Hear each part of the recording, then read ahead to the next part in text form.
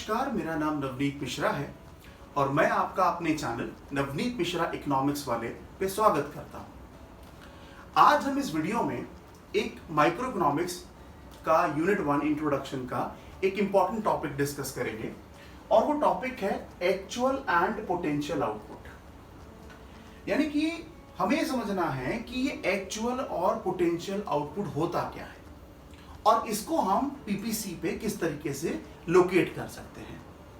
जब भी मैं इस कॉन्सेप्ट को पढ़ता हूं एक्चुअल एंड पोटेंशियल आउटपुट, तो मुझे एक एग्जांपल याद आता है, यानी कि एक कॉन्सेप्ट याद आता है।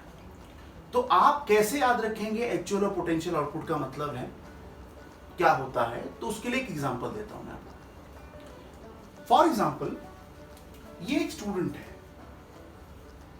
मैं जानता हूं कि राइटिंग मेरी जितनी कमाल की है, ड्राइंग उससे ज्यादा कमाल की है, माफी चाहता हूं।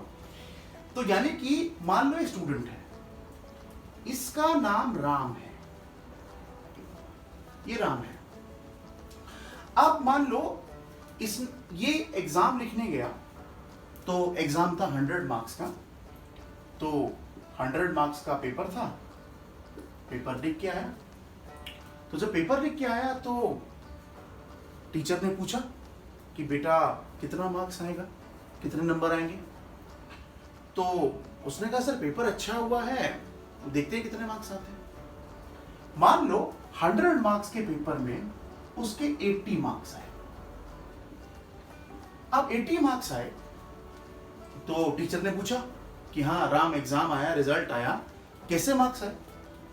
तो उसने बोला सर 100 मार्क्स का पेपर था मगर मेरे 80 आए। तो टीचर ने पूछा 20 क्यों नहीं है, 20 क्या कारण रहा। तो उसने कहा सर कुछ गलतियां करती या ठीक से नहीं पढ़ा।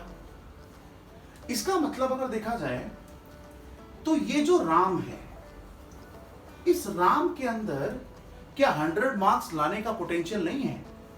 है, बिल्कुल है। यानी कि 100 में से 100 मार्क्स लाने का इसके अंदर पोटेंशियल तो है, मगर जब रिजल्ट आया तो एक्चुअल कितना आया? 80। यानी कि एक्चुअल कितना है? 80, मगर पोटेंशियल कितना था? 100।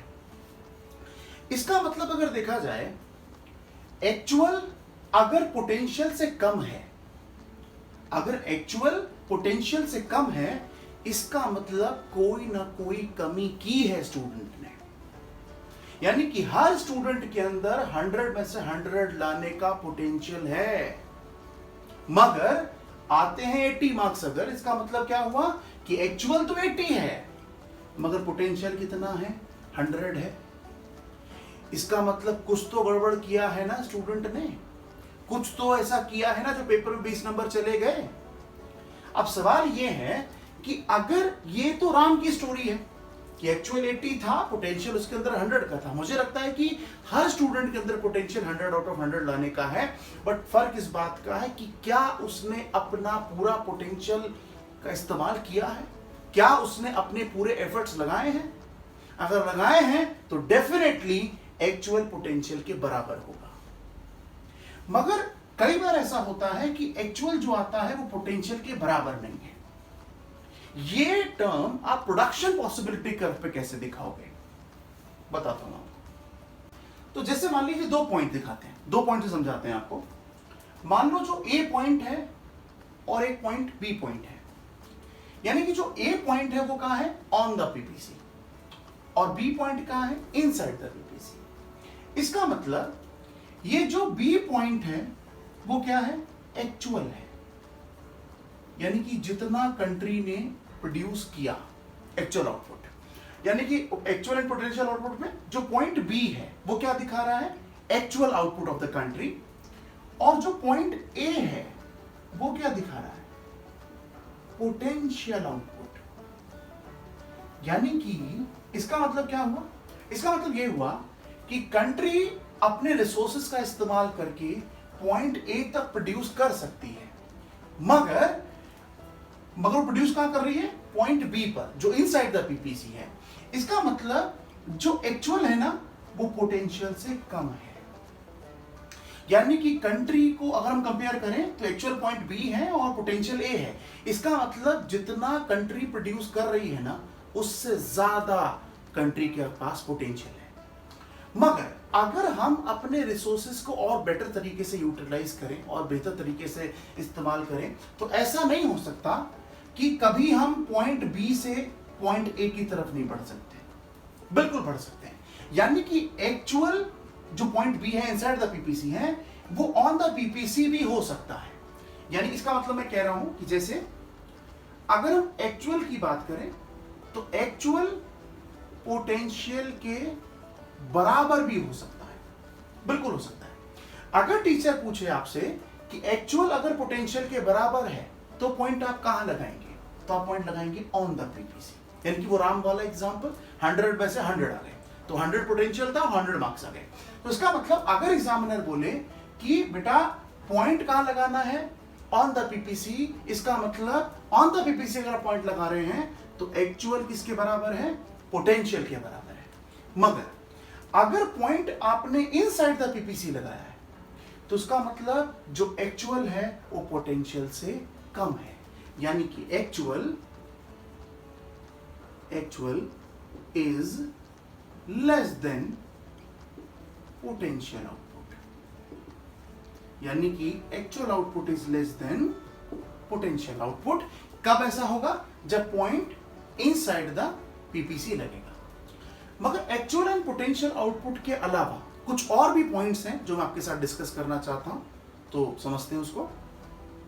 तो एक्चुअल एंड पोटेंशियल के बाद एक और टॉपिक डिस्कस करते हैं। मान लीजिए आपका टीचर बोल रहा है कि अटेनेबल एंड अनअटेनेबल कॉम्बिनेशंस जो हैं वो प्रोडक्शन पॉसिबिलिटी कर्व पे आपको प्लॉट करने हैं। तो कैसे होंगे, याद रखिएगा कि जितने भी पॉइंट ऑन द पीपीसी और इनसाइड द पीपीसी प्लॉट होते हैं वो सारे अटेनेबल कॉम्बिनेशन है। तो दोबारा रिपीट करता हूं, यानी कि पॉइंट ए, पॉइंट बी और पॉइंट सी और पॉइंट डी, ये चारों पॉइंट यानी कि on the PPC and inside the PPC जितने भी पॉइंट होते हैं वो सारे कौन से पॉइंट हैं, अटेनेबल कॉम्बिनेशंस। मगर वो पॉइंट जो आउटसाइड द पीपीसी है, आप देखिए जो पॉइंट ई है वो पीपीसी के बाहर लगा हुआ है। इसका मतलब अगर जो पॉइंट पीपीसी के बाहर लगा हुआ है उस पॉइंट को क्या बोलेंगे, ई पॉइंट क्या हो जाएगा, अनअटेनेबल। यानी कि ई पॉइंट क्या हो जाएगा, अनअटेनेबल कॉम्बिनेशन।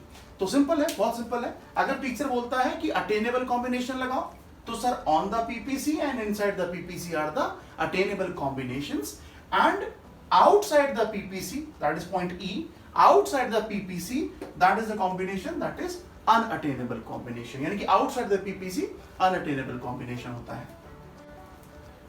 अब जो point E है ना, उसको हम unattainable combination कहते हैं। अगर टीचर आपसे unattainable combination प्लॉट करने को कह रहा है तो आप outside the PPC लगा दीजिए। मगर unattainable combination को हम एक और नाम इस्तेमाल करते हैं और वो है unaffordable combination। यानी कि आउटसाइड द पीपीसी जो पॉइंट प्लॉट होता है उस पॉइंट को आप अनअफोर्डेबल भी कहते हैं और अनअटेनेबल भी कहते हैं। मगर जितने भी पॉइंट ऑन द पीपीसी और इनसाइड द पीपीसी प्लॉट होते हैं उन पॉइंट्स को हम अटेनेबल भी कहते हैं और दूसरा नाम अफोर्डेबल कॉम्बिनेशंस भी कहते हैं। तो इस पीपीसी में हमने जो पॉइंट पढ़े अफोर्डेबल और अनअफोर्डेबल या अटेनेबल या अनअटेनेबल, इसका सिंपल सा मतलब है यानी कि वो कॉम्बिनेशन जो गिवन रिसोर्सेज के साथ कंट्री प्रोड्यूस कर सकती है उन सारे कॉम्बिनेशन को हम अफोर्डेबल कॉम्बिनेशन कहते हैं। यानी कि जितने हमारे पास रिसोर्सेज हैं उन रिसोर्सेज की मदद से हम वो कॉम्बिनेशन जो प्रोड्यूस कर सकते हैं उन कॉम्बिनेशन को हम अफोर्डेबल कॉम्बिनेशन कहते हैं। मगर गिवन रिसोर्सेज में हम जिन कॉम्बिनेशन को प्रोड्यूस नहीं कर सकते उन सारे कॉम्बिनेशन को अनअटेनेबल कॉम्बिनेशन और अनअफोर्डेबल कॉम्बिनेशन कहते हैं। ठीक ऐसे ही जो हमने पहले डिस्कस किया कि एक्चुअल और पोटेंशियल का मतलब क्या है, यानी एक्चुअल वो कॉम्बिनेशन है, एक्चुअल जो आउटपुट है वो हमें ये दिखाता है कि हमने कितना प्रोड्यूस किया, और पोटेंशियल हमें ये बताता है कि हम कितना प्रोड्यूस कर सकते थे।